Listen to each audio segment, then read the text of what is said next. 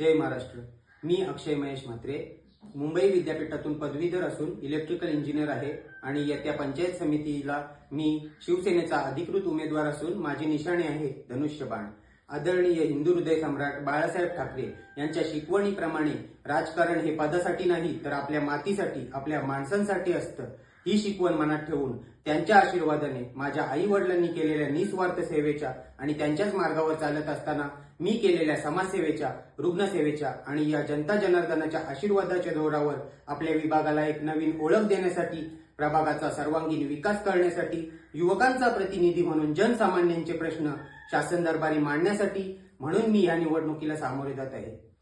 मित्रांनो, राजकारणात, समाजकारणात वावरत असताना आपण ज्या समाजात जन्मलो त्या समाजाचे काहीतरी देणं लागतो, म्हणून अविरतपणे झटणाऱ्या माझ्या आई वडिलांच्या विचारांचा वारसा घेऊन मी ही निवडणूक लढवण्याचा निर्णय केला।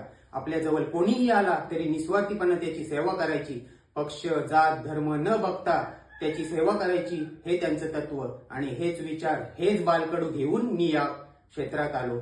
आणि मित्रांनो, जर आपल्या चांजे विभागाचा विचार केला तर इथं नवनवीन कंपन्या येत आहेत। इथं करंजा पोर्ट आहे, ॲपकॉन सारखी कंपनी आहे, करंजा रेवस रेड्डी ब्रिज इथून जात आहे आणि असं असून सुद्धा, शिवाय आजूबाजूच्या परिसरात एवढ्या मोठमोठ्या कंपन्या असून सुद्धा याच कंपन्या नागरिकांचा राहणीमान दर्जा उंचावण्यासाठी, त्यांना नागरी सुविधा देण्यासाठी टाळाटाळ करत आहेत। प्रचंड प्रमाणात इथं बेरोजगारी आहे।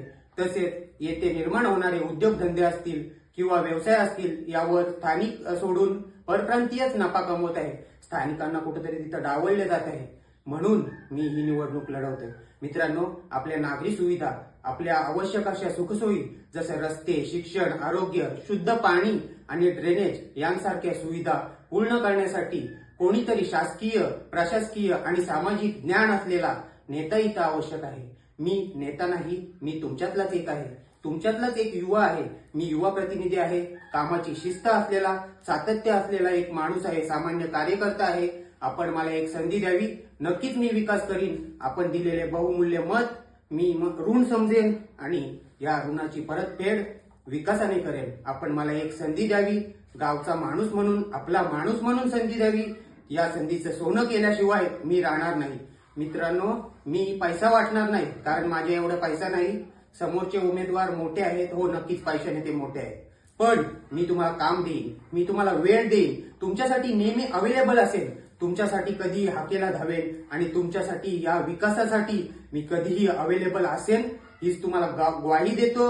आणि पुन्हा एकदा विनंती करतो की आपलं एक मत विकासाला, एक मत धनुष्याला, एक मत शिवधनुष्याला, एक मत बाळासाहेबांना, एक मत लाडक्या बहिणीच्या लाडक्या भावाला, एक मत तुमच्यासाठी, एक मत माझ्यासाठी। माझा विजय हा आपला विजय असेल। मित्रांनो, माझ्या पाठीशी उभे राहा एवढीच विनंती करतो। जय हिंद, जय महाराष्ट्र।